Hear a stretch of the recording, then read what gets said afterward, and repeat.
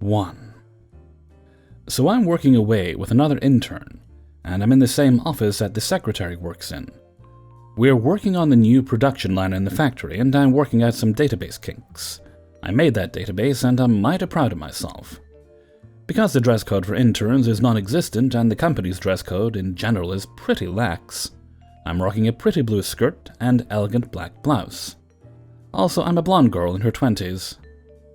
Suddenly, Mr. Karen barges in and starts to yell at me. I caught only parts of that, but it included the R word, secretary, dumb bitch, etc. It took me a while to piece the whole story. Apparently the guy was supposed to sign an important deal with a client, but someone, presumably the new secretary, made a mistake in the client's name typing it into the file, turning it into a curse word. I can't tell you the name, of course, but it was something like the client being Mr. Wohre and someone typing Mr. Whore by accident. So Mr. Karen is shouting at me. The other intern is pissing his pants, and I have no idea who this guy is.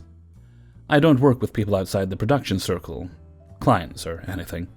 I just make the apps and databases that hold them. I tried to tell him as much, but Mr. Karen's louder than me, and he says I'm in big trouble, lost as a client and shite. I kept most of my cool, as I worked in retail for a long while before, so you know, devils don't scare you if you've been the assistant manager in hell. He says he's taking me to the CEO. Interesting tidbit.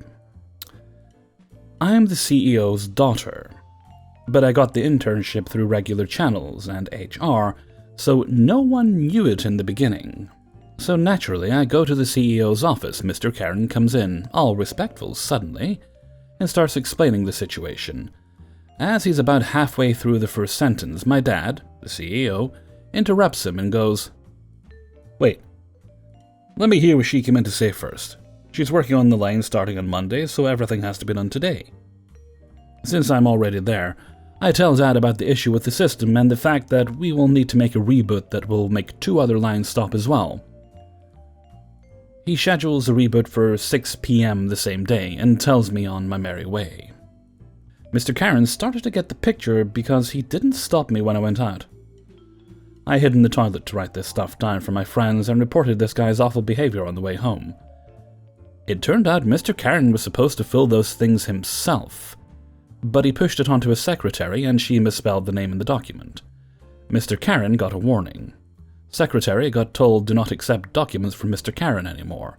He is to fill every single document himself, even those that usually would be the secretary's responsibility. And I presume he met the real secretary at some point? I met secretary on Friday while rebooting the system for the new production line. Seems like a really cool person. She is also working afternoons exclusively at this site, so you can't meet her before 5:30 unless you drive to the metalworking site. She also got a reprimand, though, as she did misspell a client's name, resulting in a curse word on official papers. So, you know, I do work here, but not where Mr. Karen thought I do. I still have no idea what department or site Mr. Karen is at, but I hope his computer crashes so I can go and fix it. Update. After the HR investigation, Mr. Karen got disciplinary fired. A bunch of things come out, and another employee got fired along with him. Apparently guy number 2 was covering for him on some occasions. But more people come out with statements against Mr. Karen and guy number 2, including some emails where Mr. Karen and guy number 2 pushed their own work onto others, claiming they are higher in the hierarchy, or someone else told them to pass on the job. 2. In nursing school, you have clinical days.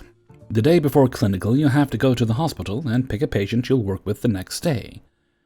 You also have a chance to work as a CNA while in school to gain more experience, and make a little money because it is difficult to work full-time and go through nursing school. There were 2 hospitals in my small town. I worked at Hospital A in the ICU as a CNA. My clinicals were in the larger hospital, Hospital B. I worked a shift at my hospital and ran over to the other one across town to pick my patient and get my pre-clinical work done. It was about 30 minutes after 7 when I got there. Most hospital shifts you work are 12 hours, 7 to 7. I knew I was going to be on a med surg floor, so I got on the elevator to ride up and looked through my paperwork to find out what unit I'd be at the next day. A lady in a pantsuit and a hospital badge was already on the elevator and gave me a look like I'd peed in her Cheerios.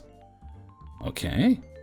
I just moved to the side and finally found my paper, letting me know what floor and unit I needed to go on. In a really ugly tone, the pantsuit asked me, "Where are you headed?" I tried to stay polite. "I'm heading up to 3N. She slammed a button, and I just said, "Thank you." As we were riding, she turned to me and started chewing me out. "It's not appropriate for you to be coming in 20 minutes after shift change. We've been understaffed all day and those units are slammed right now." I just kind of stared at her for a second and thought, I'm not going to be disturbing the nurses, and if I have to wait on a chart, that's fine. I don't intend on interrupting report. But I just said, "Okay." If anything, her face got angrier. My floor arrived, and she stepped out with me and kept pace with me as I headed to the nurses' station. I went to the side and took a look at the assignment board to see if anyone had a diagnosis I hadn't worked with before. Then sat down out of the way and waited quietly because the charge nurses were still discussing assignments. When they finished, I'd ask the charge nurse if there was a patient I should pick. I do this because sometimes there were interesting procedures or I'd get a chance to practice my skills the next day.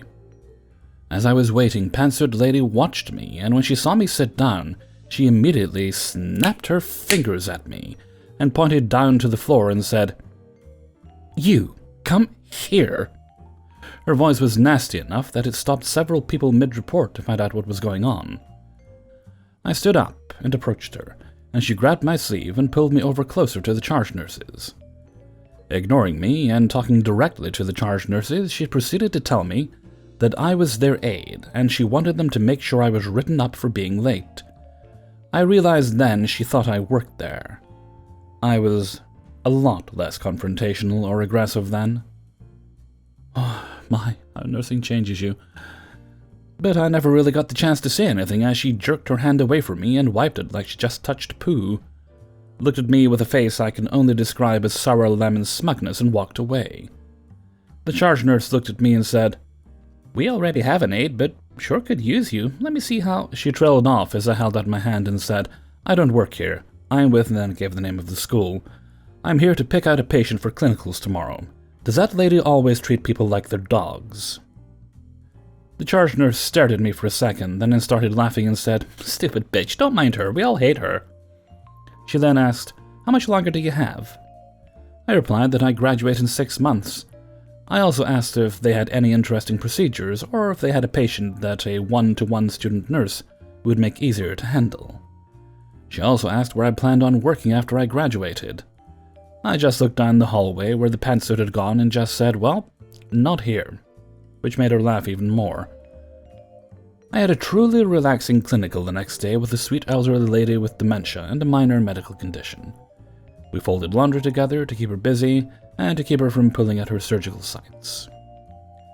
What was really fun about it is that the next semester, when representatives come to try to recruit you to the hospital, I got to reply to a question about why I wasn't interested in their hospital. I got to say that I didn't appreciate the way they treated their staff and tell the story. There was recognition in their eyes when I described the lady, and they shook their heads when I told them about the event. Plus, I knew that my hospital was waiting for me to graduate, so I could come to work in the ICU, which was my dream at the time. And it was for a bit more pay than the other hospital was offering anyway. 3. I'm 30 years old and male, and this occurred with a previous side job I had from 2014 to 2017. I graduated from my local university with a bachelor's degree in history and got a part-time job as a tour guide at my local marine base museum. It was part of an overnight encampment program where groups of people, usually the Boy Scouts, stay on board a pair of World War II-era warships during the night. Our main job is to teach them what life was like during World War II and answer questions to those interested. Important for later, the tour guides and front desk manager together organize the order of tours and assign areas where the groups stay on the 2 boats after the tours are finished. The time of the program usually runs from 5:30 p.m. to 11 p.m. and runs smoothly with a good crew. After the groups are settled in for the night, the gift shop closes around 10 and the tour guides and manager leave at 11 when we punch out. This is around the time the night watchman of the building arrived for the night. The story. This all took place in January 2016 in the span of 2 weeks. Our museum is open year-round. I was 24 at the time. I had been about 15 months into this amazing job, and had gotten down a set pattern of organization into the overnight program with my coworkers. For whatever reason, of which I cannot remember, the position of the front desk manager was vacant at the time. This is where Captain Karen came into her brief stay at the museum. She was a lady roughly in her mid-40s with a brown pompadour hairstyle. She seemed to fit right in at first, and even come up with an organized diagram on both boats for the sleeping arrangements. However, that was her only positive contribution. On her second night and her first night managing alone, her control freak shenanigans started. She brought an old-looking service bell for the counter that leads to the museum gift shop. She plopped it down on the counter and loudly proclaimed, "This bell will bring personality to my counter," which I thought strange considering the numerous World War II exhibits on both floors of the museum and the large ship's bell in the case near the front door. I also thought she was joking around, but by 9:15 p.m. that same night, I realized she would be nothing but trouble. The gift shop was already closed and her car was gone. The tour guides could not get to the back area where we signed out until the night watchman arrived at 11. In addition, we heard complaints of her shooing guests out of the gift shop early and locking well before her sign-out time that same night. The shenanigans continued for the next week and a half, and here are the examples I remember. Constantly closed the gift shop early, shooing guests out and leaving tour guides with no access to the sign-in room till 11. Would always try to predetermine where groups would stay on both boats without the tour guide's input, even splitting larger groups in separate areas. Once brought Subway sandwiches for the tour guides, but only would give them if they followed her sole organization of the night. We declined to eat them. Constantly made annoyed tones with guests asking multiple questions. Eventually it got so bad that Captain Karen was called to the museum director's office 2 weeks after she was hired. Within minutes of arriving, the meeting turned into a heated argument which eventually ended in her immediate termination by her throwing a stapler at the museum director. Afterwards, all the tour guides, myself included, got text messages from Captain Karen completely blaming us for her firing and her unacceptable behavior while painting herself as the victim. We all decided to block her number, and I never heard from Captain Karen again. She left a few things behind, including her personality bell. I got to keep it as a souvenir. I stayed at the museum for another year after the incident, and I left on good terms with the staff as my parents' business got too busy and needed me full-time. I miss working there, but we'll go back someday. 4. This weekend I had a yard sale at a friend's house. We shall call him Big E. His pregnant wife T was helping to manage the cash aspect of things. We started to set up our yard sale on Thursday of last week. About halfway through the setup, the next-door neighbor came outside to offer help. Not really needed, but we allowed her to help if she wanted to. She immediately began searching for stuff she wanted. We had modular storage and shelving cabinets that we planned to display our items on and in. The Karen of a neighbor, we should call her Trumper, reasoning for this will become apparent later, set her sights on these stands and asked if we would sell them. We said $2 each because we had enough to sell a few. We had about 25 total of these shelves. She bought all of the ones outside, leaving us to have our inventory on the ground. I went to obtain more of these shelves and brought 8 more back. She bought those too, and simply stated she feels if she buys it, she takes it now. Mind you, our other customers who bought shelving units left them behind with sold signs. Those shelves were delivered upon completion of the yard sale. The next day I had to dispose of product damaged by being on the ground overnight. I addressed her when she came out moments later and explained that I will not be selling any other of the modular shelves till the end of Sunday due to needing the shelves to keep the products off the ground. She began to explain how she should be entitled to the shelves because she had money. I explained that the yard sale wasn't because we needed money, we needed to empty a friend's house who passed away, so the house could be assessed and sold. The whole conversation we ignored, and Trumper went behind my back while I was getting more shelves, and she talked to Big E and T and convinced them to sell her more shelves. Obviously this pissed me off because now we're almost out of stands, so we went to get more. This time she came with us as we explained she could not enter because we, Big E and I, are the only ones permitted to enter. But due to a small landslide inside the house, we had her enter to aid us in obtaining the stands. We then spent about 20 minutes while Big E and I retrieved the shelves, and Trumper went Trump on everything she possibly could, taking what she wanted behind our backs. What she took is unknown except when she admitted to stealing the dining room curtains. This made me pissed because the curtains were claimed by the new owner of the property, and those curtains are non-replaceable.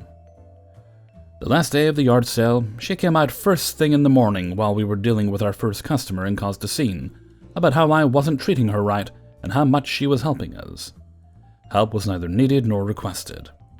She complained about how I needed to learn how a yard sale works. The customer is always right, blah blah blah.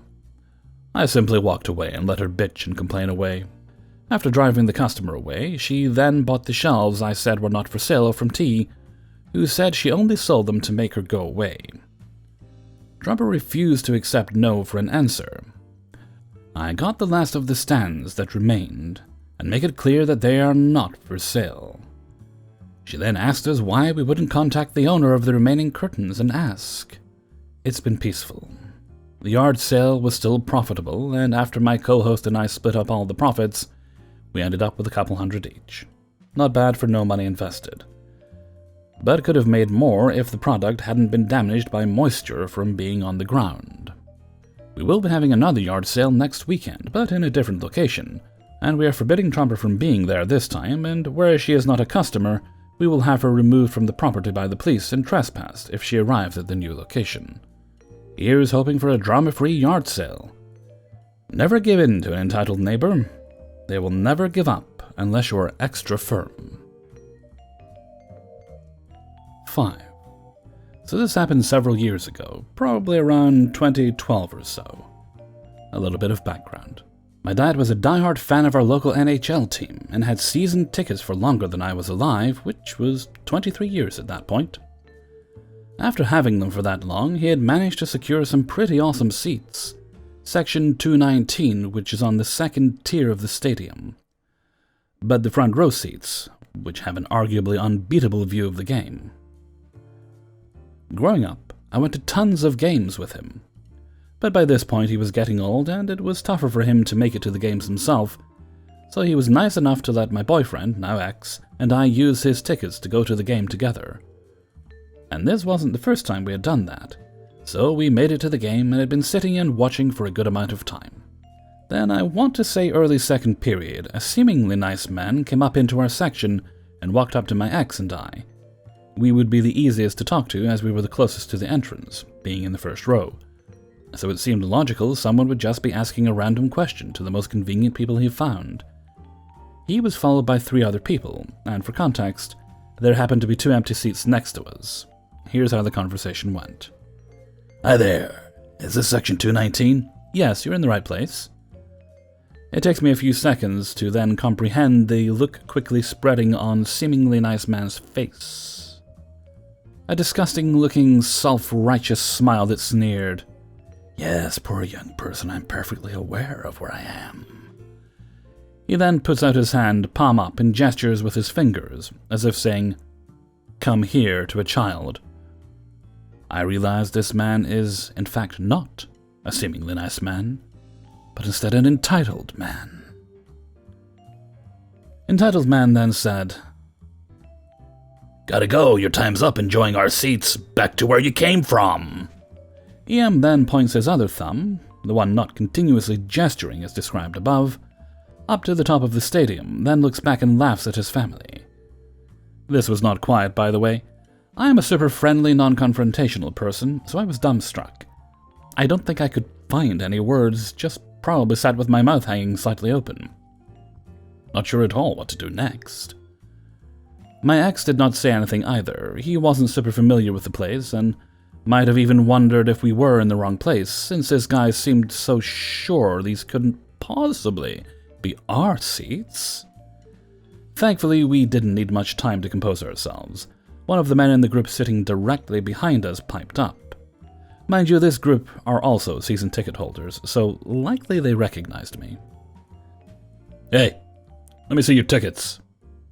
EM was not super thrilled we weren't immediately doing his bidding, pulled out his ticket and shows it to the nice man. "Well, you're in row 19, not row 1, sir.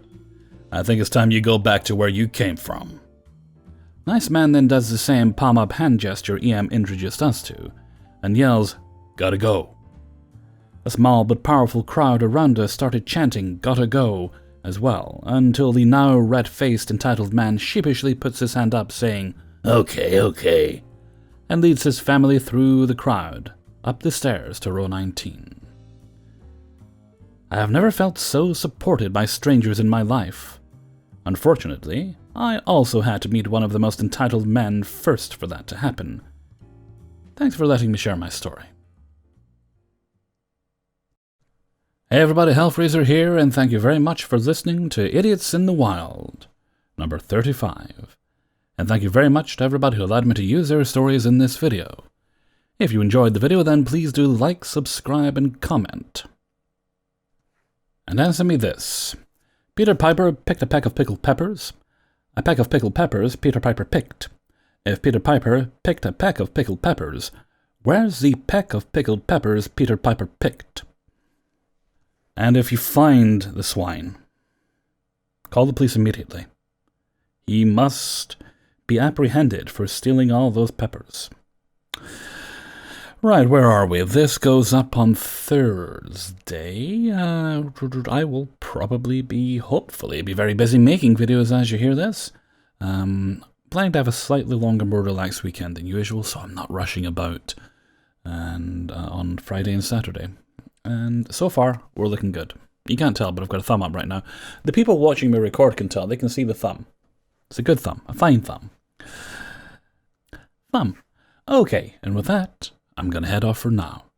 So until next time, thank you very much for listening, and take very good care of yourselves.